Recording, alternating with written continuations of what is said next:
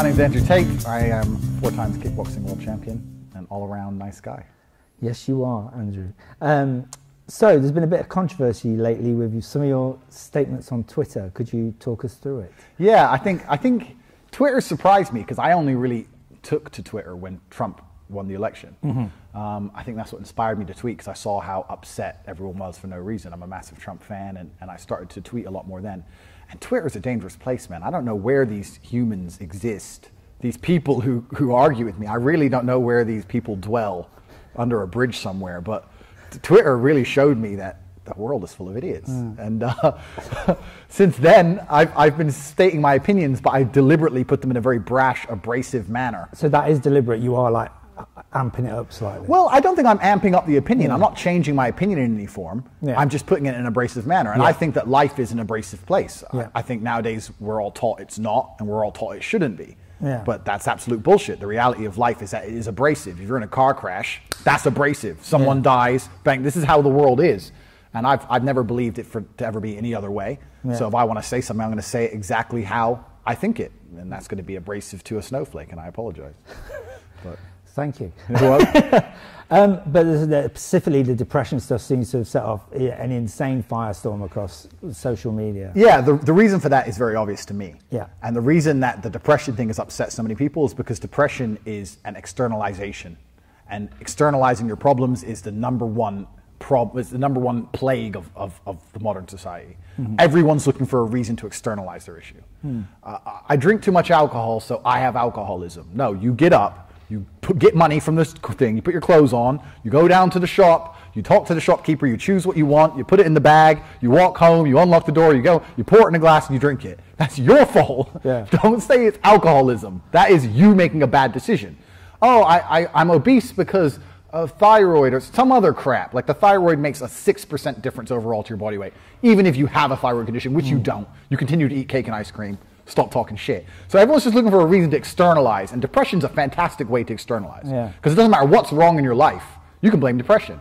I'm a loser, my life's shit, I don't have a girlfriend, I ain't got any money, I don't have a good job, I'm stuck at home, no one cares about me, I'm depressed. Well, you're depressed because of your situation, which you're refusing to change, and you think your situation is because you're depressed, and people got it the wrong way around in my mind. So what say you were running the depression camp, how would you get people out of their depression? I get them out of the depression by making them understand the harsh realities of the world. And the harsh realities of the world is that life doesn't give a fuck about you. Life doesn't give a shit about you. If a lion goes to hunt some gazelle, let's say you're a lion and you're chilling, and you see a whole bunch of antelope in the corner. When the lions start chasing the antelope, they get the slowest, weakest antelope. They get the babies, they get the one who's sick, they get the one who's got a broken leg. They don't give a fuck. They're not going to be like, oh, well, that one's sick, so we can't eat that one. Or that one didn't have breakfast, so it's unfair to chase that one down. The lion doesn't care. The lion gets the slowest antelope. And life's exactly the same. But people would argue that we're not animals, and like that's the difference between humans and the animal kingdom. There's empathy. Yeah, and it's actually evolutionary advantage to be empathetic to people. I completely understand that. But my analogy is regarding not other people as lions, but as life as a lion. Okay. Life is a lion. Yeah. So you have to decide which antelope you want to be. Because just like the lion, life doesn't give a shit who's at the back. And you have to decide if you want to be at the back and hope the lion's going to feel sorry for you when it's hungry, and you can tell him all your excuses just before he rips your throat out. Or you can make sure you're the one at the front by any means necessary. And that's a choice you have to make. And when people truly understand that and they stop externalizing their problems, then they believe there's 2 choices. You either externalize your issues or you believe you have influence over your issues. There's no other choice. You have some agency in your life. You can change the way your life is. Absolutely. So if I'm depressed, I'm unhappy. Well, why are you unhappy? Because X, Y, Z. Well, who are you going to change them? Because if you're not, no one's going to come into your life. Superman's not going to kick the door down and say, ta-da, I'm going to make you fit and give you a good job and a hot woman. That's not going to happen. You should have a show doing that. You should just go around kicking people's doors in. Saying, I'm going to change your life. But people don't want to do that. People don't want the hard work. That's how they got depressed in the first place. And they want to have an excuse. And the reason that people got so triggered and upset by what I said is because I attacked their belief system. It's like attacking someone's God. It's their worldview. It shapes everything they do. Like if you believe in God or you believe in ghosts or you believe in depression, everything you do is influenced by this belief. And when you attack someone's belief, they're going to get very desperate to defend it. But there is like a very large body of medical evidence that, or medical opinion that says depression does exist. Well, that's true. But then also, funnily enough, since I tweeted it, I did quite a bit of research, and there's also a large body of evidence saying that depression doesn't exist. Okay. Feel free to, I don't want to quote it exactly, but I think his name is Lauren Mosher. He was the head of schizophrenic research at the Institute of Mental Health. So he's like the guy. And he concluded that depression is not a real disease because in 100% of cases, there's nothing actually wrong with the brain. He says, I can't detect anything wrong with the brain. All the brain scans they show you in depressed people, you can just take a brain scan of someone having an orgasm. Those are chemicals in the brain. You can see it. That does not mean that the person's got a mental disorder. You can see the depression in their brain because they've accepted they're depressed. The brain didn't change and then make them the depressed. People got the wrong way around. So yeah, of course, everyone feels depressed temporarily. I've been depressed. Bad things happen to everybody. But you have a choice of let it consume you. How did you snap out of your unhappiness, depression? Well, I snapped out of it because I understand that this is the only choice there is. I mean, what was there a method you did? You know, like I don't think there's a specific method. You just have to be harsh about the realities of the world. Life doesn't give a fuck about you. Everyone who you're crying to your problems about doesn't really care, and you have to get it over with. You know, like bad things happen to everybody. They're going to happen to everybody. And then we all die in the end. And then we all die. So you have two choices. You can let the bad things consume you, or you can wake up one day and think, enough of this, and you got to push forward. And the crazy thing is, when I say that to people, people say to me, "Oh, you're crazy."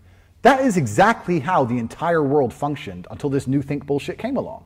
Until this new age crap came along, no one ever sat down and gave up. You look at World War II, and people dying all over the place. Who gave up? Everyone just pushed, keep calm, carry on. There's bombs today, got to go to work. That's because that's how people were raised. But now this new think garbage has come, and everyone tells me that I'm wrong. Well, we have you asking for medical proof. The medical proof is the entirety of human history, where nobody ever was too depressed to work because they had to fucking eat, and people go on with things. So I think if you've got to eat, you kind of do get up. Well, no one's depressed in Yemen because they're you know. Well, there might be post-traumatic stress disorder, which is a different thing. Yeah, entirely. You know, because you can go through traumatic experiences and they can affect you.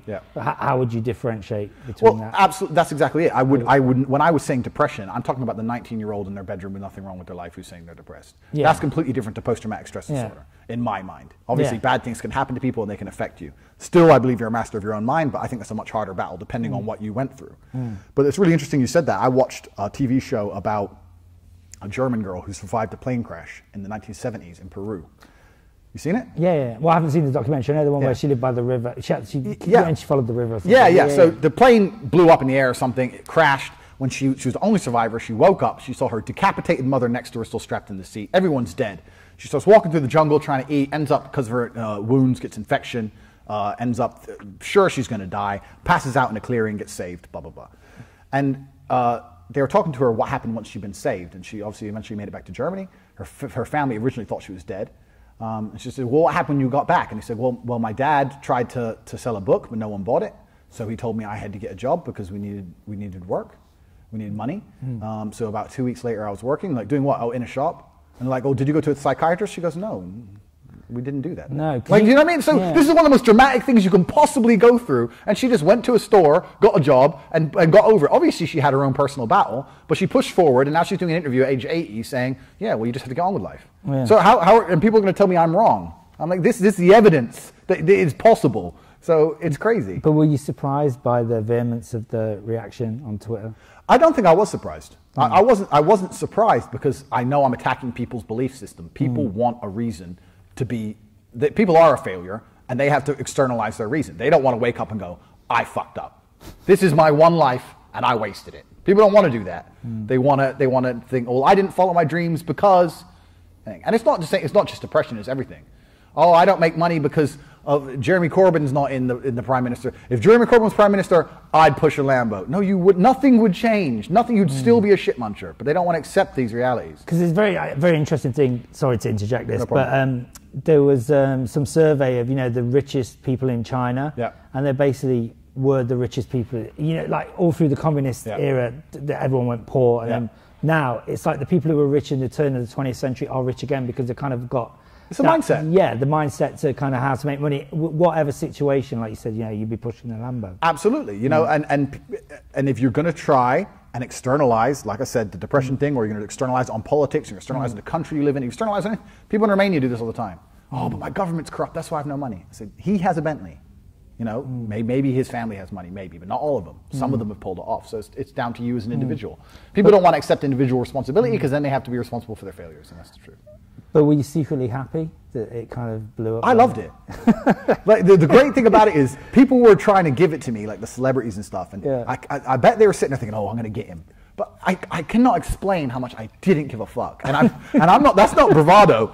That was just me laughing, just sitting on Twitter, just laughing at the phone. It was the best. It was hilarious. Like I'm 100% sure there's not a word anyone could type that will genuinely upset me anyway. Because I'm above that. Like people have tried. I've got them all on there trying to quote my dead father and everything they possibly can. And it's just like, whatever. Like, all water off a duck back to me. But no, I enjoyed every second of it. I meant what I said.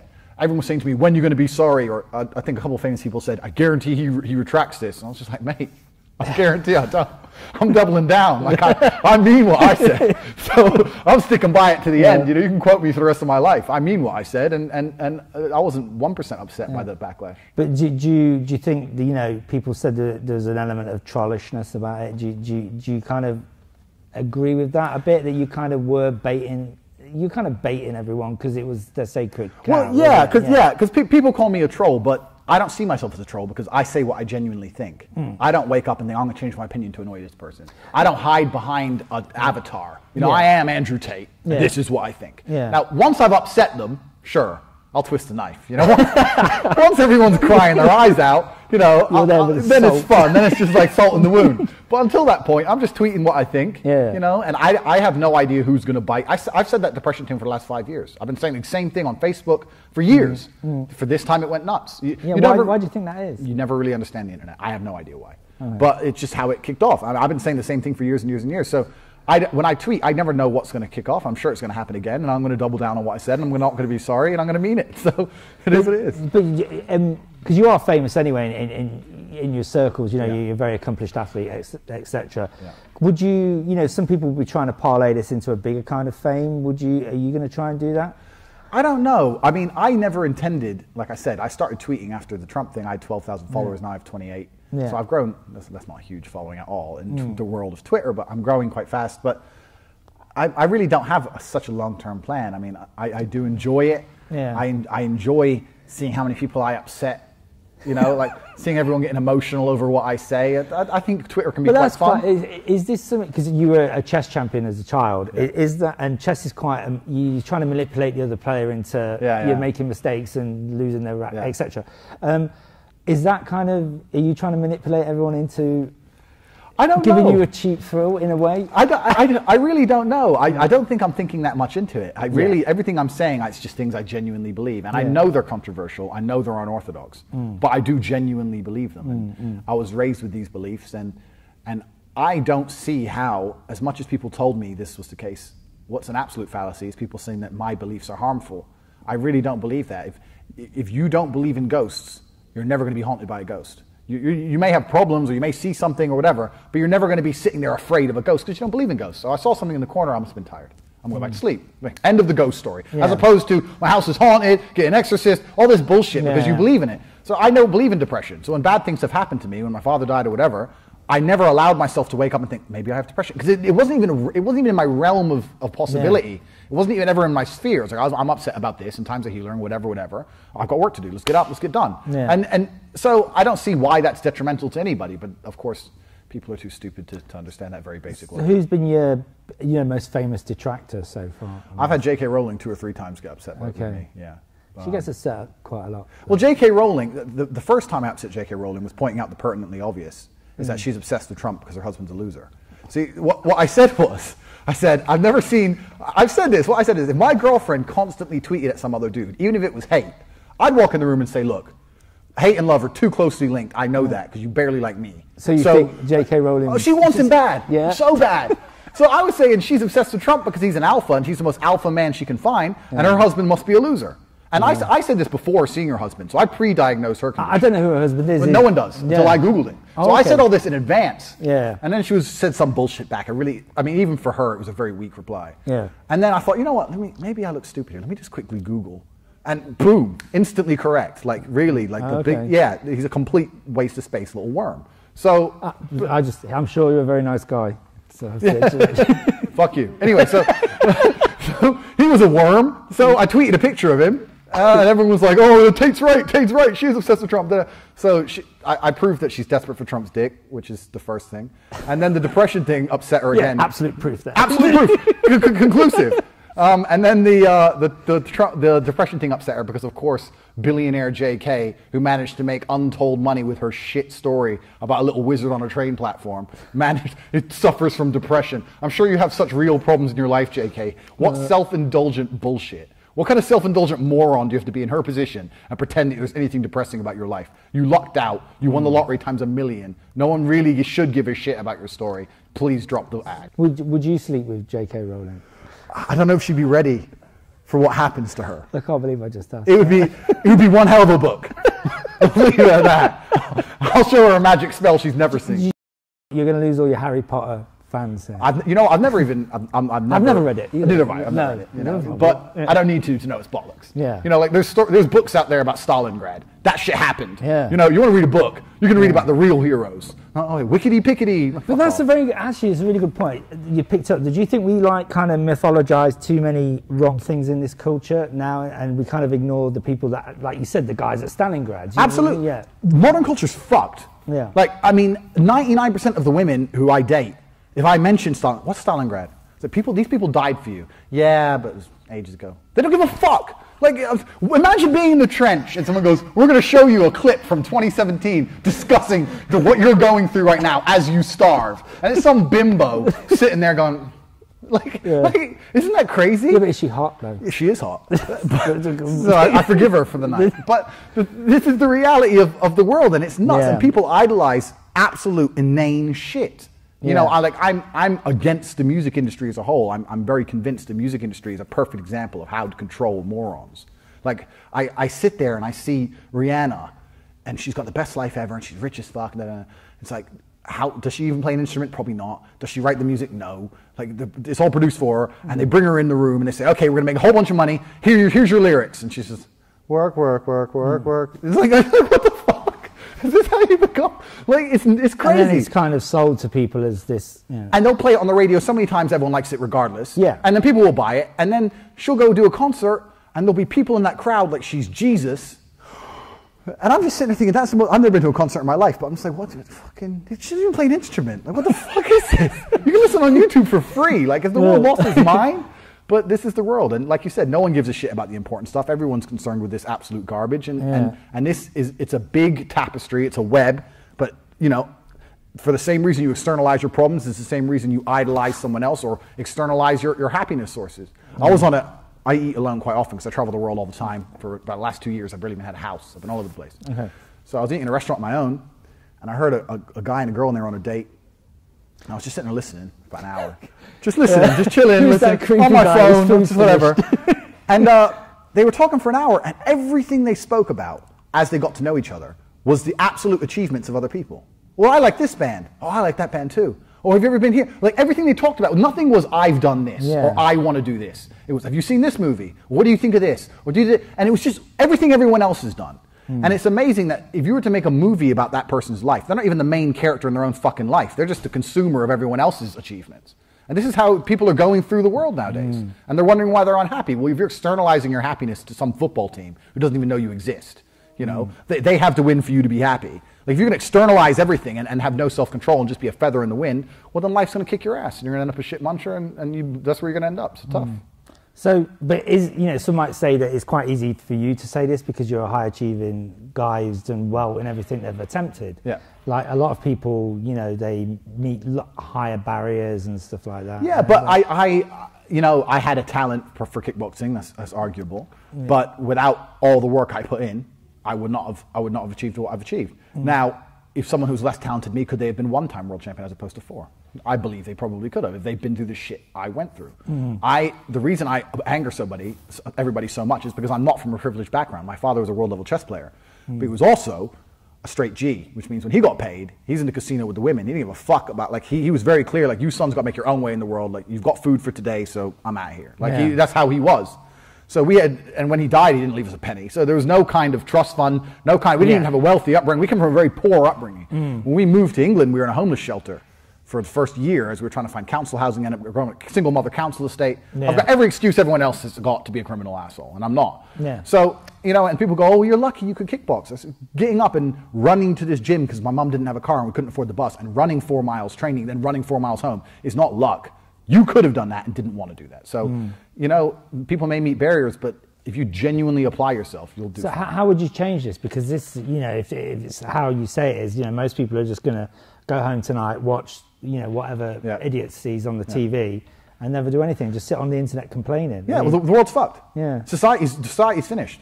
I don't think... It's a very dark vision. No, I'm telling you, the Western world is finished. And I genuinely believe the Western world is finished. Yeah. We've reached a level of decadence now where I genuinely believe in 200 years from now, China is going to be sitting there looking at all the Chinese people, which will still be full of Chinese people. All the people in China will sit there reading a history book about how Europe used to rule the world and how we completely ruined it. You cannot... the dangerous thing about this liberal New Age weak think is not that it exists. It's that it exists in one part of the planet.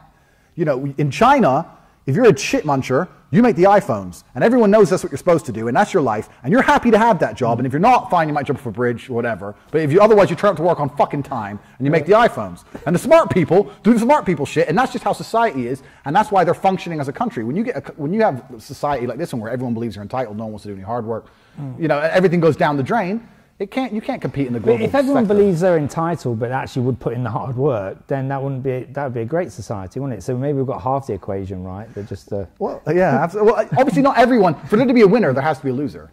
This is the truth about the world. Not everyone can have a Lambo. Then what the fuck, it wouldn't work. Yeah, no one Fiats. Yeah, exactly. But for there to be a winner, there has to be a loser. But I believe everybody has a conscious decision to make. And I'm not just talking financially. I know it's easy to talk finances. I'm not talking financially. If you're a winner, if you live a life you're happy with. If you wake up happy, you win. That's the truth. For me, happiness was kickboxing and money and girls and all that typical rap music shit. Yeah. That's my thing. But if you're happy meditating and eating carrots and you've managed to pull that off and your rent's still paid, then you win. Like, I'm not going to sit and tell you that's wrong. If you're happy, that's genuinely what it is. So defining success isn't a financial thing for me. It's a happiness thing. But this brings back to the depression. I think a lot of people think there's something missing from their life, which then they kind of pass into I'm depressed. Yeah. When actually if they kind of got up and did something. Well, this is a normal, I think this is a normal human emotion. It's normal for a human. We've evolved in a certain way. For a long time we didn't live in societies. You're normal to want something, to find something, to get something, hunter, gather, whatever. But you have to decide what that is and you have to go get it or you don't. And that's the truth about it. To sit around crying about it and believing taking a pill is going to make that go away, to me is inane. To me, it really is madness. And the fact that J.K. Rowling disagrees with me proves that she's a fucking idiot. So would you go drinking with her? Absolutely, I'd love it. I'd happily sit and drink with the old lady and let her know how much she's desperate for Trump. She's not that old. She's desperate for Trump. That's a fact. Would you turn up in a blonde wig and pretend to be Trump? I'd let her know. I just say fake news all the time, watch her get wet. We love you, J.K. Rowling.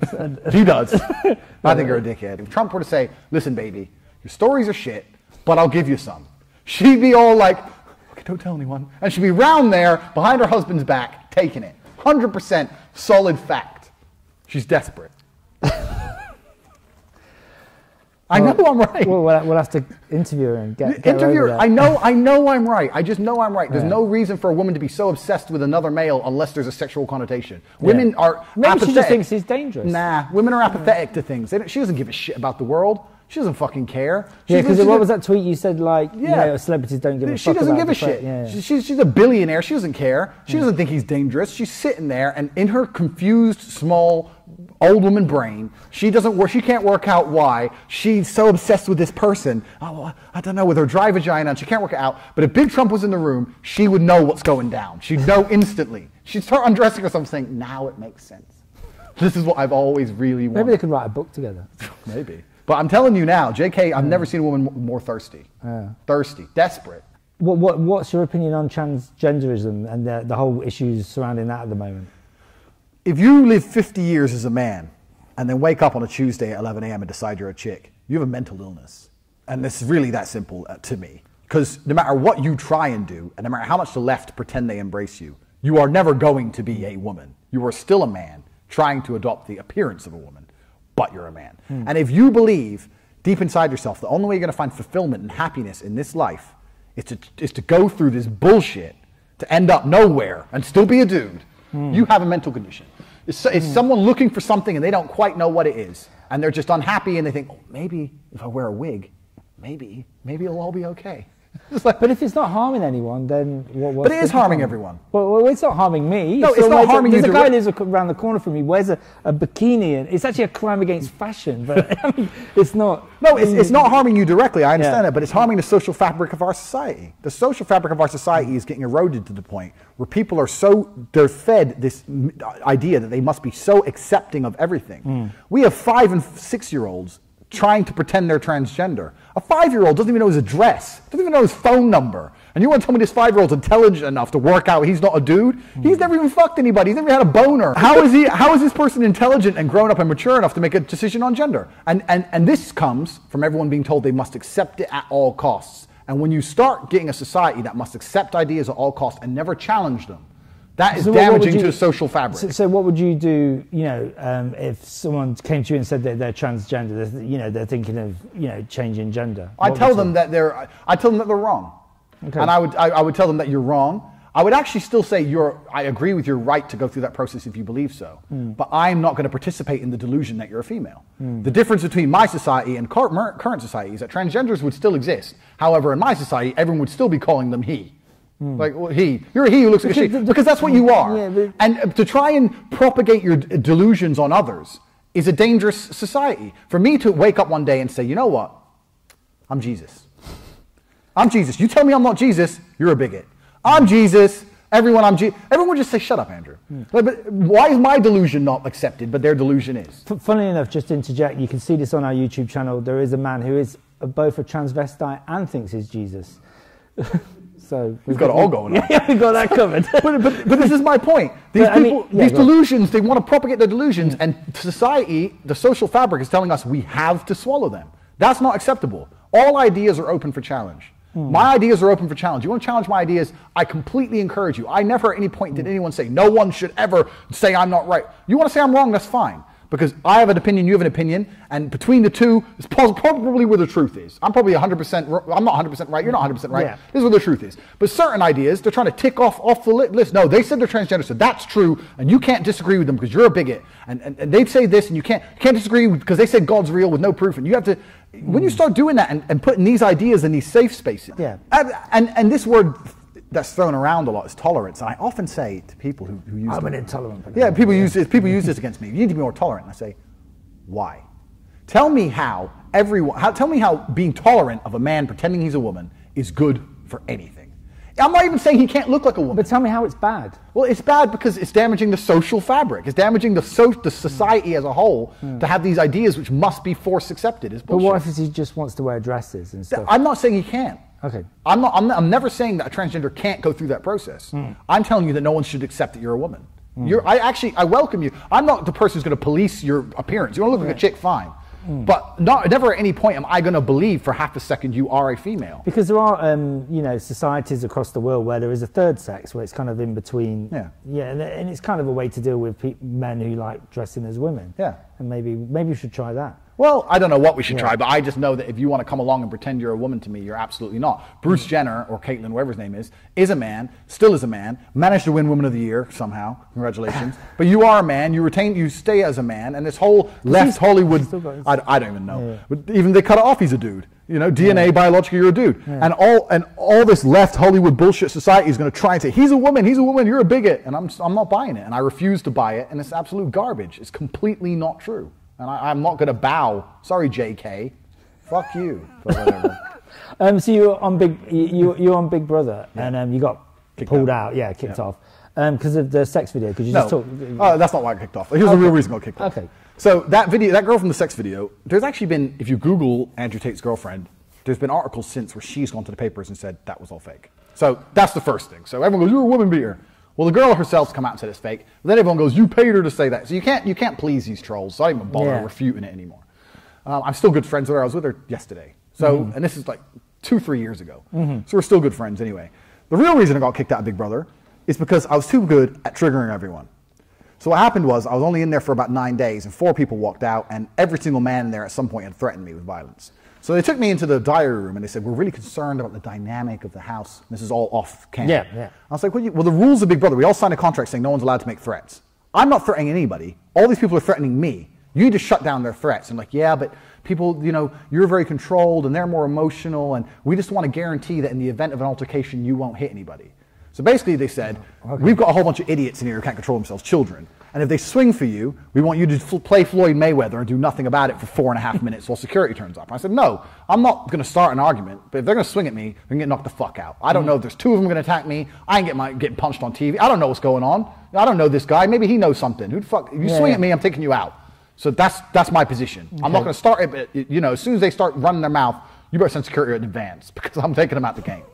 And they must have sat around, all the producers sat around and thought, shit. Oh, shit. Yeah, shit. Over the next 3 months, this is going to happen. And he's going to hurt them bad because they're all weaklings with big mouths. And because literally everybody was getting triggered and threatening me, like not just one, all of them, they thought. Were you enjoying that? I didn't give a shit. Yeah. It's not even enjoyment. I just don't care. Whatever. Yeah. So they sat and thought, this is a liability. We've got to get this guy out of here. So they used the sex tape as an excuse. Okay. So it was all bullshit. Yeah, because they really made out you'd beaten the woman up, the early reports. Well, it's bullshit because the girl came forward and said it wasn't true, and they had a dominatrix in the house, and at the same time, Laura and Marco had a belt and were hitting each other on the show. It's all bullshit. They didn't give a fuck about that. They just thought, this guy, man, this guy's too much for this show. He's too smart for these motherfuckers. We gotta get him out of here. So you were saying before the cameras rolled, you're considering retiring from kickboxing. Yeah. Could you talk us through that a little? Kickboxing has been such a massive part of my life. It's hard to even say I'm retiring. A part of me wants, I don't know. I can't even internalize it in my mind. Mm-hmm. It was much easier for me to turn up at the gym and train like I needed to train before I found the financial success I found. That's only partial to kickboxing. I've got some investments and things going on in Romania and now making money, and I've got other things that I need to concentrate on. And if I fight, I lose focus somewhere else. And overall, I don't make any money. By the time I get paid for the fight, I lost it somewhere else. Yeah, I just don't. I always feel, I never wake up and think, I have nothing to do today. Somehow, I've always got something that needs to happen. Or, I can load up chess and play chess for 12 hours, drink a bottle of vodka and get 2 or 3 big booty cuties around. It's fine. I'm not bored. Well, that sounds quite the life. It's all right. Would you consider yourself a role model for today's youth? I think that masculinity is being attacked from every front. And I think that is dangerous for society. I do think that the world has functioned, societies have functioned, and humans have progressed so far with clear gender roles. I genuinely believe that. People sit and say, gender roles aren't real. Well, if gender roles aren't real, please explain to me why in every civilization since the dawn of human time, men have had a role and women have had a role. This couldn't have been an idea that spread. The Aztecs didn't meet the Ming dynasty. These are on the other side of the fucking planet. They don't know each other. It's just, they've naturally decided, well, men do this, and this is how men are supposed to be, and this is how women are supposed to be. I think masculinity is being attacked, and I don't know where that's going to lead, but from the things I've seen so far with all this transgender and jumping all over the place and all this craziness, I don't see anything good coming from it. What I do see is history where we managed to build the Great Wall of China and go to the moon with gender roles. So we populated the whole planet. We fought saber-toothed tigers. We invented vaccination. We did all these great things with gender roles. And now you want to come and say, no, that has to change. And I'm like, why? But I guess someone would argue that, like interested in science, like Marie Curie, she had a harder time as a woman being a scientist than she would have been a man, and that could have been, detrimental to humanity. So no, that's a very good point. And I'm not saying that we should take into the fact that, we should take new things into account, etc. But to sit and say, men shouldn't act masculine in any form, I think that's dangerous. I say, why? Men, men being masculine have done great things for the world. And I guarantee whoever's tweeting that shit, when they're stuck in a fire and they're waiting for the firefighter to kick that door down, they're hoping he's a big, strong man who can carry them. They're hoping he's not a little female, transgender lesbian. They want to be a dude who's ready to risk his life, for your life. So to sit and say masculine, people say toxic masculinity, and I've tried to even Google what this is. To me, all I see is, masculinity. Being a man in any form is now toxic. And it's crazy. Men have a role to fill as much as women have a role to fill. Women have a purpose and a role to fill, and femininity is very important, and so is masculinity. Do you think there's a crisis in masculinity across the Western world? Well, you just said there is, but why do you think that is? Who's behind it? That's a very good question. Yeah. Now, I could be a conspiracy theorist. We're going to get our tinfoil hats on. All right, so if I were to put my tinfoil hat on, I genuinely believe that society as a whole is much easier to control when you remove the warriors of a society. That's the truth. In the olden days when men revolted or men rioted, governments changed. Like things happened. Nowadays, when the vegans go rioting, who gives a shit? No one. So it's different when men existed and the modern version of man. I think society as a whole is much easier to control. I think lower testosterone levels mean that as a whole, people are far more easy to subvert. They accept things they wouldn't previously accept. And I say this because as living in Eastern Europe, where men are still men, the reason they don't have any of the immigration or refugee problems is if they tried that shit over there, if they even tried it, they wouldn't last. Like the men would just like say, "You killed how many of our children?" They'd be gone overnight. To fuck them up. I'm not saying it's right. I'm telling you what would have happened. I'm not saying it's correct. I'm not advocating it. I'm not saying we should do it. I'm telling you what would happen in these countries. In our country, we're like, oh, well, let's just hope no one says anything racist. And that's all they give a shit about. And you know, when people, children are dead.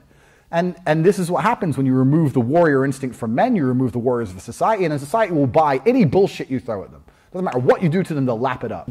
You remove the warriors of a population, you can do anything you want. You can do anything you want to them. The fact that England for so long even put up with Brussels and their bullshit, like people complaining about Brexit, but you know, Brussels, a completely different country making up your laws. If we put up for that for how long? We could argue for a few hours on that, so we'll move swiftly on. But you know, I'm just saying, I think if you remove the warriors of a country, I agree with, you know, like wage stagnation and, you know, people, you know, men don't do the traditional jobs like steel working, coal mining, etc., etc., and they've lost their place in the world to an extent. Absolutely. And, you know, you could, and there, it is a bit tinfoily, but you could argue that it could be deliberate, because if you've got a population you can't support with, like, you know, on decent wages and stuff like that, you know, in the old days, like you said, they'd be rioting. Even 30 years ago, they'd be rioting.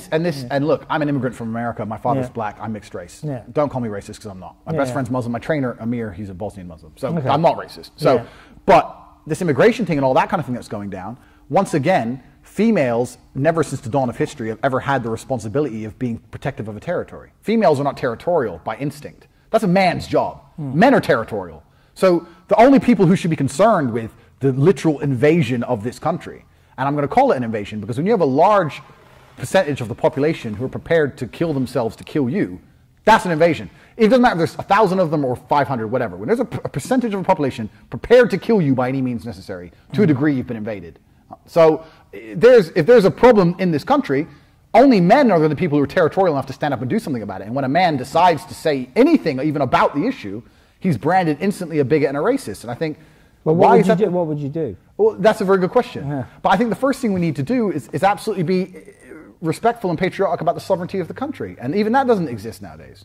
You ask the typical English person, like, are you proud of me? Oh yeah.